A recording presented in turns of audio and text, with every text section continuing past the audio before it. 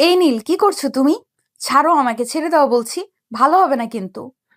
কি করবে? চিৎকার চেঁচামেচি করবে? ইচ্ছে থাকলে করতে পারো। আমার কোনো সমস্যা নেই, কারণ এটা তোমার কর্মস্থল। এখানে যদি তোমার নামে বদনাম হয় তাহলে আমার কোনো প্রবলেম হবে না। তুমি কি চাইছো বলো তো? তুমি কেন এমন করছো আমার সঙ্গে? প্লিজ আমাকে ছেড়ে দাও। তোমাকে ছেড়ে দেওয়ার জন্য ধরিনি ডার্লিং। আমি আমার মনস্কামনা পূর্ণ করব, তোমাকে একটা কিস করব, তারপর তোমাকে ছাড়বো। এরপর নীল নেহাকে আর কোনো কথা বলার সুযোগ না দিয়ে নেহার ঠোঁট দুটো তার দখলে নিয়ে নিল। তারপর তার ইচ্ছে মতো ঠোঁট দুটো চুষতে থাকলো। বেশ কিছুক্ষণ পর ছেড়ে দিয়ে বলতে লাগলো। নেহা, সেই ছোটবেলা থেকে তোমাকে আমি ভালোবেসেছি, কিন্তু তখন আমি তোমাকে পাইনি। এখন যখন পেয়েছি, এখন তো তোমায় আমি আমার করে নেবই। তুমি যাই কিছু বলো আর যাই কিছু করো না কেন। দেখো, ছোটবেলায় কি হয়েছে না হয়েছে সে সব কিছু আমি ভুলে গেছি। তুমিও ভুলে যাও। এখন তুমিও বড় হয়েছো আর আমিও বড় হয়েছি। সবচেয়ে বড় কথা হচ্ছে, তুমি আমার বাবার সম্পর্কে খুব ভালো করেই জানো। আমার বাবা কোনো দিনই আমাকে তোমার হাতে তুলে দেবেন না। আর তার চাইতেও বড় কথা হলো, আমার বাবা আমার বিয়ের সম্বন্ধ ঠিক করেছেন। সে তোমার বাবা যাই করুক না কেন, আমি তোমাকে ভালোবাসি, এই কথাটা চিরন্তন সত্য। আর আজ না হোক কাল তোমার বাবাকে নিজের হাতেই তোমাকে আমার হাতে তুলে দিতে হবে। এটাই সত্যি কথা। নীল, তুমি তো জানো আমার বাবার সম্পর্কে। আমার বাবা কেমন আর আমার চাচারা কেমন। সেই সব কিছু তাহলে কেন করছো তুমি আমার সঙ্গে? এরকম কেন? শুধু শুধু আমাকে নতুন করে কোনো কষ্ট দিতে চাইছো? আমি তোমাকে কোনো কষ্ট দিতে চাই না। আমি শুধু একটু ভালো থাকতে চাই তোমার ভালোবাসায়। ব্যাস এইটুকুই। এই বলতে বলতে নেহার ফোনটা বেজে উঠল। নেহা ফোনটা হাতে নিয়ে দেখে তার বাবা ফোন করেছে। তাই সে ফোনটা রিসিভ করে। আসসালামু আলাইকুম বাবা। ওয়ালাইকুম আসসালাম মামুনি। তুমি কি হসপিটাল থেকে বের হয়েছো? তোমাকে একটু তাড়াতাড়ি করে বাসায় আসতে হবে, একটা সমস্যা হয়েছে। কি হয়েছে বাবা? তুমি বলো আমাকে। আমি এক্ষুনি রওনা দিচ্ছিলাম। তোমার দাদু একটু অসুস্থ হয়ে পড়েছে, ওনাকে এসে একটু দেখতে হবে। যদি প্রয়োজন হয় তাহলে আমরা ওনাকে হসপিটালে নিয়ে যাব। তুমি একটু তাড়াতাড়ি বাড়িতে চলে এসো। ঠিক আছে বাবা, কোনো সমস্যা নেই, আমি এক্ষুনি চলে আসছি। তুমি কোনো চিন্তা করো না। নীল, আমি আসছি আর আমি আশা করব তুমি আর কোনো বাড়াবাড়ি করবে না। কারণ আমি তোমার কারণে কোনো সমস্যায় পড়তে চাই না। নাকি আমাকে হারাতে চাও না সেটাই বলো। কারণ তুমি আমায় ভালোবাসতে আর এখনো ভালোবাসো, সেটা আমি তোমার চোখ দেখেই বুঝতে পারছি।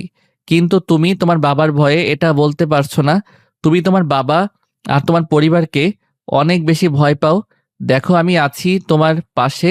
তখন আমি ছোট ছিলাম বলে তোমাকে ছেড়ে চলে যেতে বাধ্য হয়েছিলাম, কিন্তু এখন আমি যথেষ্ট বড় হয়েছি আর ভালো মন্দ বুঝবার মতো বয়স হয়েছে। এখন আমি তোমাকে কোনোভাবেই ছেড়ে চলে যাব না। নেহা নীলের কথাই কোনো উত্তর না দিয়ে সেখান থেকে চলে গেল। হসপিটাল থেকে বের হয়ে নেহা একটা রিক্সা নিল। তার বাসা থেকে হসপিটালের দূরত্ব খুব বেশি না। তার রিক্সায় যেতে সর্বোচ্চ 10 মিনিটের মতো সময় লাগবে। সে রিক্সায় বসে বসে ভাবছিল সেই ছোটবেলার কথা। নেহার বয়স তখন 10 বছর। সে তখন ক্লাস 4-এ পড়াশোনা করে একটা ইংলিশ মিডিয়াম স্কুলে। তারা জয়েন্ট ফ্যামিলিতে বসবাস করত। তখন তার বড় চাচার একটা মেয়ে ছিল, যে কিনা একটা ছেলের সাথে সম্পর্কে যুক্ত। সেদিন বিকেলবেলা কিরে নেহা, কি করছিস? আমি একটু বাইরে যাব, যাবি আমার সঙ্গে? আমার তো বাইরে যেতে মন চায়, কিন্তু আব্বু দেখে অনেক বকাবকি করে। সেটা তো তুমি জানোই। সারাদিন বাড়িতে বসে বসে শুধু পড়াশোনা করতে হয়। আমার আর ভালো লাগে না। ছোট আব্বু এখন বাড়িতে নেই, একটু শহরে গেছে, একটা কাজে আসতে সন্ধ্যা হবে। তুই আমার সঙ্গে গেলে যেতে পারিস, আমি ছোট আম্মুকে বলে এসছি। ঠিক আছে, তাহলে কোনো সমস্যা নেই। আমি যাব তোমার সঙ্গে। কিন্তু তুমি কোথায় যাবে আর কেন যাবে সেটা কি বলবে আমাকে? আমি কোথায় আর কেন যাচ্ছি সেটা না হয় সেখানে গেলেই বুঝতে পারবি। চল না আমার সঙ্গে, লেট হয়ে যাচ্ছে তো। একজন আমার জন্য অপেক্ষা করছে। নেহা তখন কোনো কথা না বলে তার চাচাতো বোনের সঙ্গে চলে গেল। তাদের বাড়ির পাশের একটা বড় বাগান ছিল, সেখানে অপেক্ষা করছিল তার চাচাতো বোনের প্রেমিকের। তার চাচাতো বোন সেখানে পৌঁছে তাকে বলে, নেহা, তুই এখানে বসে অপেক্ষা কর। আমি ওর সঙ্গে কথা বলে 10 মিনিটের মধ্যেই চলে আসব। তুই কিন্তু কোথাও যাবি না, এখানে আমার জন্য অপেক্ষা করবি। ঠিক আছে আপু, কোনো সমস্যা নেই। আমি এখানেই অপেক্ষা করছি। তোমরা কিন্তু দূরে যেও না। আর হ্যাঁ, আব্বু বাসায় আসার আগেই কিন্তু আমাদের বাসায় চলে যেতে হবে, কথাটা মনে রেখো। আরে বাবা ঠিক আছে, এ বিষয়ে তোকে কোনো চিন্তা করতে হবে না। আমি তো জানি ছোট আব্বুর চরিত্র সম্পর্কে। আমি সময় মতন চলে আসবো, আর ছোট আব্বু বাড়িতে ফিরে আসার আগে আমরা বাড়িতে ফিরে যাব। এই বলে রিমি তার প্রেমিকের সঙ্গে কথা বলতে একটু আড়ালে চলে যায়। আর নেহা তখন সেখানেই একটা বড় আম গাছের নিচে বসেছিল। তখনই হঠাৎ গাছ থেকে একটা পাকা আম নিচে পড়ল, আর গাছের উপর থেকে অট্টহাসির আওয়াজ শোনা গেল। নেহা তখন সেদিকে ফিরে তাকালো। সে উপরের দিকে ফিরে তাকিয়ে দেখতে পেল দুটা ছেলে গাছের মগডালে বসে আছে। তখন সে তাদের উদ্দেশ্য করে বলল, এই কারা তোমরা? আমাদের বাগানে আম চুরি করে খাচ্ছ, আবার আমার উপরে আম ছুঁড়ে মেরেছো। কি করব বলো? তোমার বাবা তো দারুণ কিপটে, আমাদের একটা আমও কুড়িয়ে খেতে দেন না। আজ দেখলাম তোমার বাবা বাড়ির বাইরে চলে গেছেন, তাই তো আম খেতে এলাম। এইভাবে আম চুরি করে খাওয়ার মজাই আলাদা। যদিও আমাদের বাড়িতে অনেকগুলো আম গাছ আর আম রয়েছে, কিন্তু অন্যের কাছে আম খাওয়া খুব ভালো লাগে। তোমরা জানো না অন্যের জিনিস চুরি করে খাওয়া পাপ? এগুলো কি তোমাদের স্কুলে শেখায় না? চুরি করে কোথায় খাচ্ছি? তুমি তো দেখেই ফেলেছ। এখন তো আর চুরি করতে পারলাম না। যাই হোক, আমরা নিচে আসছি, নিচে এসে তোমার সঙ্গে কথা বলি। নীল আর তার সঙ্গে ছেলেটা দুজনেই নিচে নেমে আসে আর বসে বসে নেহার সঙ্গে গল্প করতে থাকে। তোমার নাম কি? তোমার নামটা তো বললে না। তুমি তো দেখতে দারুণ মিষ্টি। আমি নেহা, নেহা চৌধুরী। আচ্ছা, তোমাদের বাড়ি কোথায়? তোমাদের তো আগে কখনো দেখিনি। বাগানের পিছন দিকটায় আমাদের বাড়ি। তুমি তো হয়তো কখনো বাড়ি থেকে বের হও না, তাই আমাদের দেখতে পাওনি। আচ্ছা, তুমি কোন স্কুলে পড়ো? তোমাকে তো আমাদের স্কুলে আসতে দেখি না। নাকি তুমি স্কুলেই পড়ো না? আমি তো স্কুলে পড়ি। আমি তো আমাদের স্কুলে তোমাদের কেউ দেখতে পাই নাই। তো তোমরা কোন স্কুলে পড়ো? তোমাদের স্কুলের নাম কি? আমরা তোমাদের গ্রামের প্রাইমারি স্কুলটাতেই পড়াশোনা করি। তুমি কোথায় পড়াশোনা করো? আমি তো ইংলিশ মিডিয়ামে পড়াশোনা করছি। শহরে প্রতিদিন সকালবেলা আমাদের ড্রাইভার আমাকে নিয়ে যান, আবার বিকেলবেলা নিয়ে আসেন। এইভাবেই কথা চলছিল তাদের মধ্যে। তখনই নেহার বোন সেখানে চলে আসে আর নেহাকে বলে, কি ব্যাপার, ওরা কোথা থেকে আসলো? ওরা কি বাগানে আম চুরি করতে এসেছিল নাকি? আর তুই ওদের সঙ্গে কি গল্প করছিস? আপু, আসলে ওরা আব্বুর ভয়ে বাগানে আম খেতে আসতে পারে না। আব্বু আজ বাড়িতে নেই, তাই আম পাড়তে এসেছে। যাই হোক, তোমরা কথা বলা শেষ হয়ে গেলে বাড়িতে চলো। আব্বু কখন চলে আসবে তার ঠিক নেই, পরে আবার আমাদের বকা শুনতে হবে। হ্যাঁ তাই চল। আর এই ছেলেরা তোমরাও চলে যাও, ছোট আব্বু যদি তোমাদের দেখে তাহলে মেরে হাড্ডিগুড্ডি ভেঙে দেবে। চল নেহা, তাড়াতাড়ি সন্ধ্যা হয়ে আসছে। এই বলে নেহা আর রিমি দুজন বাড়িতে চলে আসে। ওইদিকে নীল তার বন্ধুকে সঙ্গে নিয়ে বাড়িতে চলে যায়। তারপরের দিন বিকেলবেলা নেহা নিজে রিমিকে গিয়ে বলে, আপু, আব্বু তো আজকেও আবার বাড়ি থেকে বের হয়ে গিয়েছে। চলো না আমরা আমবাগান থেকে ঘুরে আসি।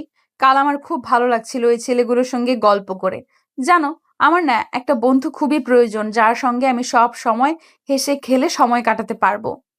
তোর সেগুড়ে বালি, তুই তো ছোট আব্বুকে চিনিস। ছোট আব্বু যদি দেখতে পায় তুই ওই ছেলেগুলোর সঙ্গে গল্প করছিস, তাহলে তোকে তো কি করবে জানি না, কিন্তু ওই ছেলেগুলোর হাড্ডি গুঁড়ো করে দেবে। আরে আপু, আব্বু এখন বাড়িতে নেই, চলো না যাই। আব্বু বাড়িতে আসার আগেই আমরা চলে আসব। আব্বু কিছু জানতে পারবে না। চলো না প্লিজ, চলো। আচ্ছা ঠিক আছে চল, তবে হ্যাঁ, ছোট আব্বু বাড়িতে চলে আসার আগে কিন্তু আমাদের বাড়িতে আসতে হবে, এটা মাথায় রাখিস। তারপর রিমি আর নেহা দুজনে বাড়ি থেকে বের হয় আর আম বাগানে চলে যায়। নেহা আর রিমি দুজনে বাগানে এসে দেখে গতকালকের মতো আজকে ওই ছেলে দুটো আম পেড়ে গাছের নিচে বসে খাচ্ছে। তখন নেহা ওদের উদ্দেশ্য করে বলে, গাছের পাকা পাকা আমগুলো কি শুধু তোমরাই খাবে? আমাদেরকেও দিবে। আমাদেরও তো আম খেতে মন চায়। প্লিজ, আমাদের কিছু আম খেতে দাও না। আমরা তো এই কয়টায় আম পেড়েছিলাম, এগুলো তো খাওয়া শেষ হয়ে গেছে, সমস্যা নাই। তোমরা দুজন এখানে বসো, আমি তোমাদের জন্য আম পেড়ে নিয়ে আসছি। এই বলে নীল লাফ দিয়ে গাছে উঠে যায় আর বেশ কিছু আম পেড়ে তারপর নিচে চলে আসে। তারপর সবাই মিলে একসঙ্গে বসে আম খেতে খেতে গল্প করতে থাকে। তখনই হঠাৎ কথা চলে নেহা নীলকে বলতে থাকে, এই, তুমি একটা কাজ করো না, আমার সঙ্গে আমাদের স্কুলে পড়াশোনা করো না? তোমার সঙ্গে গল্প করতে না আমার ভালোই লাগে। প্রতিদিন সকালবেলা আমি তোমাকে আমার সঙ্গে করে একবার গাড়িতে করে নিয়ে যাব, আবার একবার নিয়ে আসব। সত্যি বলছো? তাহলে আমি আজকেই বাড়িতে গিয়ে আমার আব্বুকে বলবো আমাকে তোমাদের স্কুলে ভর্তি করে দিতে। তোমার সঙ্গে সময় কাটাতে আমারও বেশ ভালোই লাগে। নেহা, তুই কি বলছিস? তুই জানিস ছোট আব্বু যদি এই সব বিষয় জানতে পারে তাহলে কিন্তু তোকে মেরে একদম তক্তা বানিয়ে দেবে। তুই তো জানিস ছোট আব্বু চরিত্র সম্পর্কে। আব্বু কিছু জানতে পারবে না, আমাদের ড্রাইভার আঙ্কেল অনেক ভালো। আমি যেটা বলি সেটাই শুনবে। ড্রাইভার আব্বুকে কিছুই বলবে না। তাহলে তো আব্বুর জানার কোনো চান্সই থাকবে না। যাই হোক, সন্ধ্যা হয়ে আসছে, আমরা এখন আসি। ঠিক আছে, আগামীকালকে দেখা হচ্ছে তোমার সঙ্গে তোমাদের স্কুলে। তুমি যদি তোমার সঙ্গে আমাকে নিয়ে নাও যেতে পারো তাও কোনো সমস্যা নেই, আমি সাইকেল চালাতে পারি, সাইকেলে করে চলে যাব। অতঃপর তাদের কথোপকথন সেদিনকার মতো সেখানে শেষ হয়ে যায় আর সবাই নিজেদের বাড়িতে চলে যায়। সেদিন সন্ধেবেলা যখন নীলের বাবা কাজ শেষ করে বাড়িতে ফিরল তখন সে তার বাবার সঙ্গে বায়না করতে থাকলো। আব্বু, এখানে পড়াশোনা করতে আমার একটু ভালো লাগছে না। গ্রামের সবাই ইংলিশ মিডিয়াম স্কুলে পড়াশোনা করে, আমিও ইংলিশ মিডিয়াম স্কুলে পড়াশোনা করব। প্লিজ আমাকে ইংলিশ মিডিয়াম স্কুলে ভর্তি করিয়ে দাও। আমাদের নুন আনতে পান্তা বড়ি, আর এদিকে সাহেব নাকি ইংলিশ মিডিয়ামে পড়াশোনা করবেন। শোন, আমাদের এত টাকা নেই যে আমরা তোকে ইংলিশ মিডিয়ামে পড়াশোনা করাবো। যেখানে পড়াশোনা করিস সেখানেই কর। তুমি এরকম কেন করছো? ছেলেটা ইংলিশ মিডিয়াম স্কুলে পড়াশোনা করতে চাইছে, প্লিজ ওকে একটু ভর্তি করিয়ে দাও। তোমার যদি ওর পড়াশোনার খরচ চালাতে সমস্যা হয় আমি নিজে কিছু একটা করব। তাছাড়া আমাদের তো একটা মাত্র ছেলে, আমরা যদি ওর ইচ্ছের আবদারগুলো পূরণ করতে নাই পারি তাহলে আমরা কেমন বাবা মা বলো? তুমিও তোমার ছেলের সঙ্গে পাল্লা দিয়ে কথা বলছো? আচ্ছা ঠিক আছে, আমি তোমার ছেলেকে ইংলিশ মিডিয়ামে ভর্তি করিয়ে দিব, কিন্তু আমি ওকে এত দূর যাওয়া আসার পয়সা প্রতিদিন দিতে পারবো না। ও যদি সাইকেল চালিয়ে স্কুলে যেতে পারে যাবে, নয়তো ওর স্কুলে যাওয়ার কোনো প্রয়োজন নেই। ঠিক আছে আব্বু, থ্যাংক ইউ সো মাচ, কোনো সমস্যা নেই। আমি প্রতিদিন সাইকেল চালিয়ে স্কুলে যাব, কিন্তু তারপর তুমি আমাকে ইংলিশ মিডিয়াম স্কুলে ভর্তি করিয়ে দাও। আমি ওখানে পড়াশোনা করতে চাই। আমি তোমাদের একমাত্র ছেলে, বড় হয়ে কিছু একটা করতে চাই, যেটা এখানকার স্কুলে পড়াশোনা করে সম্ভব হবে না। হ্যাঁ বাবা, ঠিক আছে, কোনো সমস্যা নেই। তুই আমাদের একমাত্র সন্তান, তুই আমাদের কাছে কিছু চাইবি আর আমরা তোকে সেটা দেব না, হতে পারে না কি? এমনটা তোর জন্য আমরা সব কিছু করতে রাজি আছি। আমরা আমাদের সবটা দিয়ে চেষ্টা করছি। অতঃপর কথাবার্তা শেষ করে সবাই মিলে সেদিনকার মতো রাতের খাবার শেষ করে ঘুমিয়ে পড়ল। পরের দিন সকালবেলা ঘুম থেকে উঠে নীল একদম পরিপাটি হয়ে রেডি হয়ে নিল। তার এমন অবস্থা দেখে তার আম্মু তাকে বলে, কি রে নীল, তুই কি স্কুলে পড়াশোনা করতে যাচ্ছিস নাকি এই বয়সে প্রেমের হাওয়া মনে ঢুকেছে সে যে এরকম হিরোর মতো সেজে তারপর স্কুল যাচ্ছিস? আরে আম্মু, এসব তুমি কি বলছো? আমি এখনো অনেক ছোট, ওসব করার বয়স আমার হয়নি। তাছাড়া ইংলিশ মিডিয়াম স্কুলে ভর্তি হতে যাচ্ছি বলে কথা, একটু তো পরিপাটি হয়ে যেতেই হবে, তা না হলে তো সবাই আমাকে বলবে আমি একটা গাইয়া খ্যাত। ইংলিশ মিডিয়াম স্কুলে পড়াশোনা করার মতো কোনো যোগ্যতাই আমার নেই, তাই তো একটু পরিপাটি হয়ে রেডি হয়েছি। ঠিক আছে বাবা, কোনো সমস্যা নেই। এখন একটু তাড়াতাড়ি বাড়ি থেকে বের হও। আমাকে আবার তোমাকে অ্যাডমিশন করিয়ে দিয়ে কাজে যেতে হবে। আমি যদি ঠিকঠাক মতো কাজ না করি তাহলে তোমার পড়াশোনার খরচ কে চালাবে সেটা তুমি আমাকে নিজেই বলো না। এভাবে কথা বলতে বলতে নীল আর তার আব্বু বাসা থেকে বের হয়ে চলে গেল স্কুলে অ্যাডমিশন করতে। স্কুলে অ্যাডমিশন পর্ব শেষ হলে নীল তার স্যার ক্লাসরুমে নিয়ে গেল। ক্লাসরুমে স্যারের সঙ্গে নীলকে দেখতে পেয়ে নেহা তো মহা খুশি। স্যার নীলকে সবার সঙ্গে পরিচয় করিয়ে দিল আর তারপর ক্লাস শুরু হলো। এদিকে দেখতে দেখতে টিফিন আওয়ার চলে আসলো। নীল আর নেহা দুজনে ক্যান্টিনে বসে আছে, সামনাসামনি গল্প করছে। নীল, তুমি তো আজ টিফিন নিয়ে আসোনি, চলো না আমরা টিফিন নিয়ে এসেছি, সেটা আজ দুজনে ভাগ করে খেয়ে নেই। তুমি তো শুধুমাত্র তোমার জন্যই টিফিন নিয়ে এসেছো। এখন যদি তোমার খাবারটা আমি খেয়ে ফেলি তাহলে তো তোমার ওইটুকু সামান্য খাবারে পেট ভরবে না, তখন তোমার কষ্ট হবে। আরে না না বাবা, সেরকম কিছুই হবে না। কারণ আমার বাবা আমাকে প্রতিদিন টিফিন বাবদ কিছু টাকা দিয়ে থাকেন। সেগুলো আমি প্রতিদিন খরচ করি না, আমার কাছে আমি জমিয়ে রাখি। আজকেও দিয়েছেন, আমরা টিফিন খেয়ে তারপর চলো ক্যান্টিন থেকে আরো কিছু কিনে খেয়ে নেই। আমি তো নিজে কিছু নিয়ে আসিনি। এখন কি তোমার থেকে সব পুরোটা খাওয়া ঠিক হবে? একদম এভাবে কথা বলবে না। তুমি তুমি আর আমি বন্ধু, আর বন্ধু বন্ধুর খাবার খাবে না তো কি করবে? এখন চুপচাপ খাবার খাওয়া শুরু করো দেখি। তখন নীল আর কোনো কথা না বলে নেহার সঙ্গে টিফিন খাওয়া শুরু করলো। এভাবেই কেটে গেল তাদের সেদিনকার দিনটা। স্কুল ছুটির পর নেহাকে তাদের ড্রাইভার আঙ্কেল নিতে আসলো, কিন্তু নীলের সেদিন প্রথম দিন, তাই সাইকেল নিয়ে আসেনি। তাই নেহা নীলকে বলেছিল, নীল, তুমি যেহেতু আজ সাইকেল নিয়ে আসোনি আর আঙ্কেলও চলে গেছে, এখন তো তোমাকে এই পুরোটা রাস্তায় হেঁটে হেঁটে যেতে হবে, কারণ তোমার কাছে তো কোনো টাকা নেই। তাই বলছিলাম কি, তুমি আমার সঙ্গে আমাদের গাড়িতে চলো, তোমাকে তোমাদের বাড়ির সামনে নামিয়ে দেব, তারপর আমি আমাদের বাড়িতে চলে যাব। আমি তোমার সাথে যেতেই পারি, আমার কোনো সমস্যা নেই। কিন্তু তোমার আব্বু যদি দেখে ফেলে তাহলে তো তোমার আব্বু অনেক বকাবকি করবে। তোমাদের বাড়ির আগে আর আমাদের বাড়ির পরে তোমাকে তোমাদের বাড়ির সামনে নামিয়ে দিয়ে তারপর আমি আমাদের বাড়িতে চলে যাব। আর ড্রাইভার আঙ্কেলকে আমি বলে দিব, ড্রাইভার আঙ্কেল যাতে আব্বুকে এ ব্যাপারে কোনো কিছু না বলে, তাহলে আব্বু এ ব্যাপারে কোনো কিছুই জানবে না। তখন নীল আর কোনো কথা না বলে চুপচাপ নেহার সঙ্গে গাড়িতে উঠে বসলো। কিন্তু অঘটন ঘটলো মাঝ রাস্তায় যাওয়ার পর। নেহার আপু কোথাও একটা যাচ্ছিল, তিনি নেহাদের গাড়িটা দেখতে পেয়ে গাড়ি দাঁড় করালো আর নেহার সঙ্গে কথা বলতে গাড়ি থেকে নেমে আসেন। তখনই নেহার বুকটা ভয়ে ধড়ফড় করছিল। কি রে নেহা, তোমার সঙ্গে গাড়ির ভিতর এই ছেলেটা কে? তো আগে কখনো দেখিনি। আব্বু, এই ছেলেটার বাড়ি আমাদের আমবাগানের পেছন দিকটায়, যে বড় বাড়িটা আছে ওই বাড়িটা। আসলে আমাদের স্কুলে আজকে অ্যাডমিশন নিয়েছে, তাই আমি বললাম আজ আমার সঙ্গে যেতে, কাল থেকে সাইকেলে করে আসবে। তুমি কি চেনো এই ছেলেটাকে? চেনা নেই, জানা নেই, এভাবে কাউকে নিজের সঙ্গে নিয়ে যাওয়াটা ঠিক নয়। আর এই ছেলে তুমি বা কেমন? তোমার বাবা মা তোমাকে কোন শিক্ষা দেয়নি নাকি? তোমার বাবা তোমাকে স্কুলে অ্যাডমিশন করিয়েছে, কিন্তু স্কুলে যাওয়া আসা করবা রিক্সা ভাড়ার টাকাটা দেওয়ার ক্ষমতা নেই। প্লিজ আব্বু, ওকে এভাবে বলো না। ও আমার সঙ্গে আসতে চায়নি, আমি জোর করে ওকে আমার সঙ্গে নিয়ে এসেছি। ওর কোনো দোষ নেই, সব দোষ আমার। তোমার কিছু বলার থাকলে তুমি আমাকে বলো। ও আমার বন্ধু, ওর সঙ্গে এরকম আচরণ করো না। দেখো নেহা, যে কেউ তোমার বন্ধু হতে পারে না। বন্ধু হওয়ার জন্য নিম্নতম একটা যোগ্যতা থাকা প্রয়োজন। সবাই তোমার বন্ধু হতে পারে না, বুঝতে পেরেছো? ঠিক আছে আব্বু, কোনো সমস্যা নেই। আমি আজকের পর থেকে ওকে আর আমার সঙ্গে নেব না, তুমি প্লিজ ওকে বকো না। তারপর নেহার বাবা সেখান থেকে চলে গেল, তাও গাড়িতে করে বাড়িতে চলে আসলো।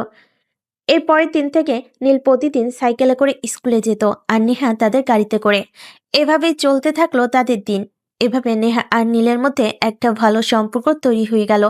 তার প্রতিদিন টিফিন ভাগ করে খেত।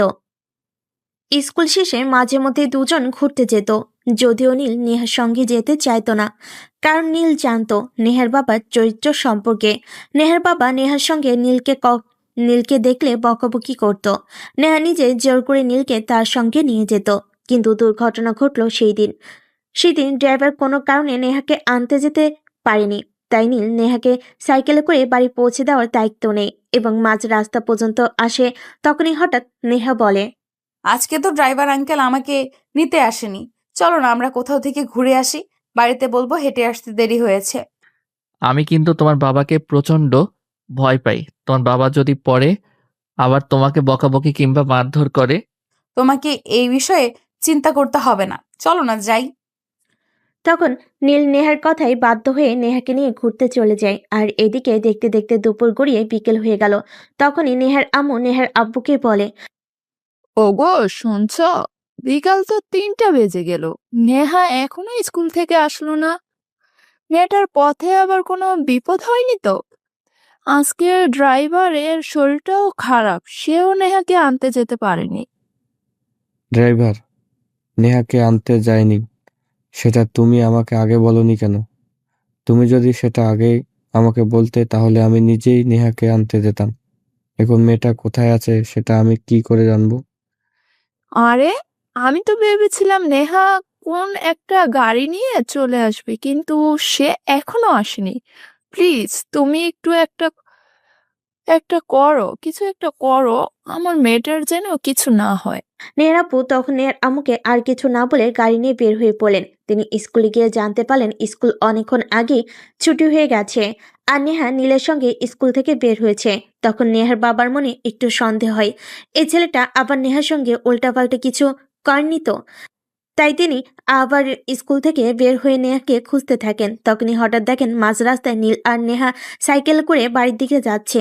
তখনই সাইকেলের সামনে দিয়ে নেহার বাবা গাড়িটা দাঁড় করেন। নেহার বাবাকে দেখতে পেয়ে নীল আর নেহা দুজনেই ভয়ে থরথর করে কাঁপছিল। নেহার বাবা তখন নীলের সাইকেলের সামনে তাদের গাড়িটা দাঁড় করেন। নেহার বাবাকে দেখতে পেয়ে নীল আর নেহা দুজনেই থরথর করে ভয়ে কাঁপছিল। নেহার আপু তখনই তাদের দুজনের সামনে দাঁড় হয়ে ধমক দিয়ে তাদের বলেন, কি ব্যাপার নেহা? এতক্ষণ তুমি কোথায় ছিলে? তোমার স্কুল ছুটি হয়েছে সেই দুপুর 1টায়। আব্বু আসলে ওর সাইকেলটা নষ্ট হয়ে গেছিল, ওইটাই ঠিক করতে একটু সময় লেগেছে। ওর সাইকেল নষ্ট হয়েছে, তাতে তোমার কি সমস্যা? তোমার কাছে কি টাকা ছিল না? তুমি কি একটা অটোতে করে বাড়িতে চলে যেতে পারতে না? তুমি কেন এই ছেলেটার সঙ্গে বসেছিলে? জবাব দাও আমাকে। আঙ্কেল, ওর কোনো দোষ নেই, আসলে আমি ওকে আমার সঙ্গে নিয়ে এসেছিলাম। আপনি ওকে প্লিজ বকবেন না। হ্যাঁ, চুপ কর, ছোট লোকের বাচ্চা। তুই আমার মেয়ের সঙ্গে কেন এত মেলামেশা করিস? জানিস না তোকে আমি সহ্য করতে পারি না? দাঁড়া, আজকেই আমি তোদের একটা ব্যবস্থা করব। জানিস না তোরা আমার ক্ষমতা সম্পর্কে? আব্বু প্লিজ তুমি ওকে কিছু বলো না, ওর কোনো দোষ নেই। আমি নিজেই ওর সঙ্গে এসেছি। প্লিজ ওকে ছেড়ে দাও, চলো আমরা বাড়ি চলে যাই। নেহার আপু তখন রাগে ফুসফুস করছিল, কিন্তু তারপর তিনি নিজেকে সংযত করে নেহাকে নিয়ে বাড়িতে চলে যান। এরপর চলে গেল আরো কয়েকদিন। হঠাৎ একদিন বিকেলবেলা নেহার আপু একটা কাজে হঠাৎ করে বাসা থেকে বের হয়ে যান। তাই নেহা আমবাগানে চলে আসে নীলের সঙ্গে একটু দেখা করে কথা বলে সময় কাটানোর জন্য। কিন্তু নেহা ভুল করেও জানতো না যে তার আপু ওনার কাজ শেষ করে তাড়াতাড়ি চলে আসবেন।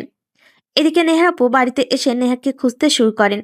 নেহাকে কোথাও খুঁজে না পেয়ে তিনি বারান্দায় এসে বসেন। তখনই হঠাৎ আমবাগানের দিকটাই কারো গানের গলা শুনতে পাচ্ছিল। তাই তিনি কারোর সঙ্গে কিছু না বলেই আমবাগানের দিকটায় চলে আসেন। ওখানে এসে তিনি দেখতে পান নেহা আর নীল পাশাপাশি বসে আছে আর নীল নেহাকে গান শোনাচ্ছে। এমন দৃশ্য দেখে তিনি তো রাগে ফুসফুস করতে থাকেন। তখনই সেখানে আসেন আর নীলের গালে ঠাস ঠাস করে 2টা চড় বসিয়ে দিয়ে বলতে থাকেন, এই ছোট লোকের বাচ্চা, তোর সাহস কি করে হলো আমার মেয়েকে বাড়ি থেকে নিয়ে এসে এখানে বসে গান শোনানোর? আজ আমি তোদেরকে এই এলাকা ছাড়া করেই ছাড়বো। তুই জানিস না আমাকে?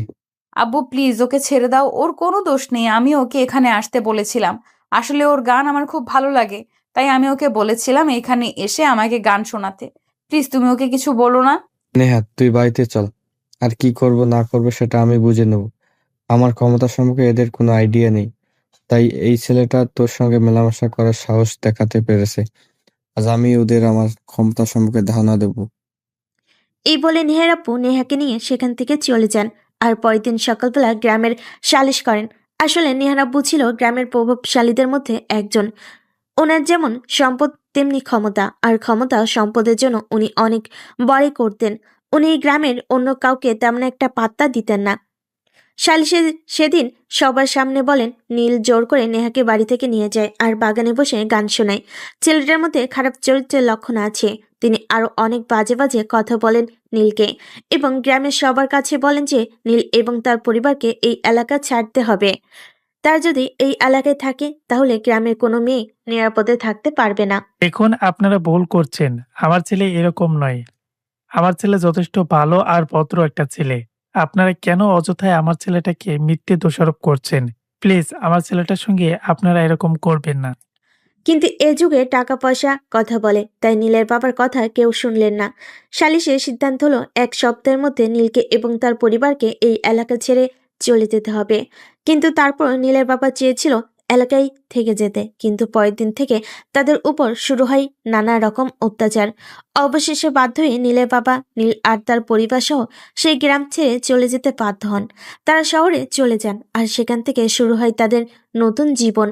নীল একটা স্কুলে ভর্তি হয় আর সেখান থেকে পড়াশোনা শুরু করে। দেখতে দেখতে চলে গেল 12টা বছর। এখন নীল একজন ডাক্তার। সেই ডাক্তারি পড়াশোনা শেষ করে একটা সরকারি হসপিটালে চাকরি নিয়েছে আর আজকে তার চাকরিতে জয়েন হবার ডেট। তাই সে সকালবেলা ঘুম থেকে উঠেই নিজের কর্মস্থলে যাওয়ার জন্য তৈরি হয়ে যায়। আজকে তার প্রথম দিন, তাই তাকে একটু আগে ভাগে যেতে হবে। তাছাড়া তার পোস্টিং হয়েছে এমন একটা এলাকায় যেখানে তার বাসা থেকে যেতে প্রায় 4 ঘন্টার মতো সময় লাগবে। তাই সে একটু সকালবেলায় বের হয়েছে। অপরদিকে নেহাও সেই একই হসপিটালে চাকরি হয়েছে। তার দুজনে যে একই হসপিটালে চাকরি নিয়েছে সেটা তাদের মধ্যে কেউই জানতো না। আর 12 বছর চলে গেছে, এর মধ্যে তাদের দুজনের মধ্যে কোনো যোগাযোগও ছিল না। কারণ নীল এরপর আর কখনোই গ্রামের বাড়িতে যায়নি। যদিও নেহা অনেকবার নীলের সঙ্গে যোগাযোগ করার চেষ্টা করেছে, কিন্তু যোগাযোগ আর হয়ে ওঠেনি। আর করবেই বা কি করে? নীল তো শহরে চলে গিয়েছে, কিন্তু কোন শহরে গিয়েছে সেটা তো নেহা জানতো না। আর নীল নিজে থেকে নেহার সঙ্গে কোনো যোগাযোগ করার চেষ্টা করেনি, কারণ তখন নেহা আর নেহার পরিবারের প্রতি ছিল তার এক আকাশ সমান ঘৃণা। কারণ তার পরিবারের কারণেই তাদেরকে নিজের ভিটে মাটি ছেড়ে অন্যত্র চলে যেতে হয়েছিল। নীল নিজের কর্মস্থলে পৌঁছায় আর চাকরি করতে থাকে। এভাবেই চলে গেল 1 সপ্তাহ। 1 সপ্তাহ পর হঠাৎই তার নেহার সঙ্গে দেখা হয়, কিন্তু সে নেহাকে চিনতে পায়নি। এক্সকিউজ মি মিস্টার, আপনি ডাক্তার নীল তো? হ্যাঁ, আমি নীল। কিন্তু আপনি কে? আপনাকে তো চিনতে পারলাম না। আর এই 1 সপ্তাহ হলো আমি এই হসপিটালে জয়েন করেছি। এর মধ্যে তো আপনাকে একদিন দেখতেও পেলাম না। আমার একটা সমস্যা ছিল যার কারণে বিগত 7 দিন আমি হসপিটালে আসতে পারিনি। যাই হোক, আপনাকে রাহুল স্যার ওনার কেবিনে ডেকেছেন, তাই বলতে এলাম। ওকে, ঠিক আছে, সমস্যা নেই, আমি পৌঁছে যাব। কিন্তু ম্যাডাম, আপনার পরিচয়টা তো জানা হলো না। যেহেতু আমরা একই হসপিটালে চাকরি করছি, আপনার পরিচয়টা তো আমার জানা দরকার, তাই না? এত তাড়াহুড়ো করার কি আছে? আমরা যেহেতু একই হসপিটালে চাকরি করছি, তাহলে সময় হলে অবশ্যই সবকিছু জানতে পারবেন। যাই হোক, আপনি যেহেতু এত করে বলছেন, তাহলে বলে যাই, আমার নাম নেহা, নেহা চৌধুরী। যাই হোক, আমি আসছি। নেহা এই নামটা শুনে নীলের ভিতরে কেমন যেন একটা মোচড় উঠল, কিন্তু তারপর নীল নিজেকে স্বাভাবিক রাখার চেষ্টা করলো। কারণ সে মনে মনে ভাবছিল নেহা তো পৃথিবীতে হাজারটা মেয়ে থাকতে পারে, কিন্তু এই নেহাই কি সেই নেহা যাকে আমি ছোটবেলায় ভালোবেসেছিলাম? না, এমনটা হতে পারে না। এইভাবে নীলের মনের মধ্যে 7 পাঁচ ঘুরছিল। এসব ভাবতে ভাবতে নীল রাহুল স্যারের কেবিনে চলে গেলেন। Excuse me sir, may I come in? Doctor Neha বলল আপনি আমায় ডেকেছেন। হ্যাঁ, আপনার সঙ্গে একটু কথা বলার ছিল, তাই আমি ডেকেছিলাম। দেখুন, আপনি হসপিটালে জয়েন করেছেন 1 সপ্তাহ মতো হলো, আর ডক্টর নেহাও এখানে নতুন জয়েন করেছেন। তাই আমি চাই আপনাদের দুজনকে নিয়ে ভালোভাবে কিছু কাজ করতে। হ্যাঁ স্যার, অবশ্যই, বলুন আপনি কি করতে চান। আর স্যার, যদি কিছু মনে না করেন, আমি ডক্টর নেহার ব্যাপারে আপনাকে কিছু জিজ্ঞাসা করতে চাই। ডক্টর নেহার ব্যাপারে আপনি আমাকে কিছু জিজ্ঞাসা করতে চান? আচ্ছা বলুন তো, আপনি ডক্টর নেহার ব্যাপারে কি জানতে চান? সরাসরি তেমন কিছুই না, আমি আসলে ডক্টর নেহার পরিচয়টা জানতে চাই। ডক্টর নেহাকে আমার মনে হয় আমি এর আগেও কোথাও দেখেছি বা চিনি জানি বলে। নেহা যদি আপনার পূর্ব পরিচিত হয়ে থাকে তাহলে তো আপনি নেহার সঙ্গে নিজেই সরাসরি কথা বলতে পারেন। এ ব্যাপারে আমার সঙ্গে কেন আপনি কথা বলেছেন, আর আমার কাছে বা কেন জানতে চাইছেন এই বিষয়ে? প্লিজ স্যার, দেখুন, ডক্টর নেহা একটা মেয়ে মানুষ, আর একটা মেয়ে মানুষকে এভাবে সরাসরি কিছু জিজ্ঞাসা করা আমার রুচিতে বাধে। তাই আপনি তো একজন পুরুষ মানুষ, আপনাকে জিজ্ঞাসা করলাম। প্লিজ স্যার, বলুন না ডক্টর নেহার ব্যাপারে কিছু। নেহার বাবা আমজাদ চৌধুরী। আমি শুধু এইটুকুই জানি, এর বেশি কিছু আমি জানি না। তাছাড়া নেহা গ্রাম থেকে এসেছে, তবে এর আগে সে সিঙ্গাপুরে থেকে পড়াশোনা করত। পড়াশোনা শেষ করে কিছুদিন গ্রামের বাড়িতে ছিল, আর তারপরে এখানে চাকরি নিয়েছে। তবে তার গ্রামের বাড়ি কোথায় সেটা আমি জানি না। ঠিক আছে স্যার, কোনো সমস্যা নেই, আমি জেনে নেব। যাই হোক স্যার, আপনি যেটুকু বলেছেন সেটুকুর জন্য আপনাকে অনেক ধন্যবাদ। কারণ আপনার দেয়া ইনফরমেশন আমার জানা তথ্যের সঙ্গে মিলে যাচ্ছে। আমি বুঝতে পারতেছি না ডক্টর নীল, আপনার কি কিছু হয়েছে কিনা? আপনি কেন ডক্টর নেহার ব্যাপারে এত ইন্টারেস্ট দেখাচ্ছেন? আর কেমন তথ্য যেটা আপনার জানা তথ্যের সঙ্গে মিলে যাচ্ছে? আমি যেটা বুঝতে পারছি না। আপনি কি দয়া করে আমায় কিছু খুলে বলবেন? না স্যার, আমি এক্ষুনি আপনাকে কিছু বলতে চাইছি না, আর বলতে চাইও না। যদি আমার জানা তথ্যের সঙ্গে আপনার দেয়া তথ্য মিলে যায় তাহলেই আমি আপনাকে সব খুলে বলবো। এখন আমি আসি। আর হ্যাঁ স্যার, আপনাকে একটা রিকোয়েস্ট। আমি যে ডক্টর নেহার ব্যাপারে আপনার কাছে জিজ্ঞাসা করেছি, এটা যেন ডক্টর নেহা বা অন্য কেউ জানতে না পারে, প্লিজ স্যার। এই কথা বলে ডক্টর রাহুলের চেম্বার থেকে বের হয়ে নিচে চলে যায়। আর এদিকে দেখতে দেখতে আরো বেশ কয়েকদিন কেটে গেল। হঠাৎ একদিন বিকেলবেলা হসপিটাল থেকে বের হয়ে বাসার উদ্দেশ্যে রওনা হচ্ছিল, তখনই নীল তার সামনে এসে দাঁড়ায়। কি ব্যাপার ডক্টর নীল, কোনো সমস্যা হয়েছে নাকি? আপনি হঠাৎ আমার গাড়ির সামনে এসে দাঁড়ালেন। ডক্টর নেহা, আমি আপনার সঙ্গে একটু কথা বলতে চাই, প্লিজ একটু সাইডে আসুন। কি বলবেন এখানেই বলুন। আমার একটু বাসায় যেতে হবে, তারা আছে। আমি আপনার সঙ্গে দাঁড়িয়ে কথা বলতে পারবো না, কারণ এতটা টাইম আমার হাতে নেই। ডক্টর নেহা, আপনি কি কাউকে ভালোবাসেন? ডক্টর নীল, এগুলো কোন ধরনের ভদ্রতা আমি সেটা বুঝতে পারছি না। আপনি একজন ডক্টর, যথেষ্ট শিক্ষা অর্জন করে তারপরে ডাক্তার হতে হয়েছে। আপনি আমাকে এমন প্রশ্ন কোন সাহসে করছেন আমি সেটাই বুঝতে পারছি না।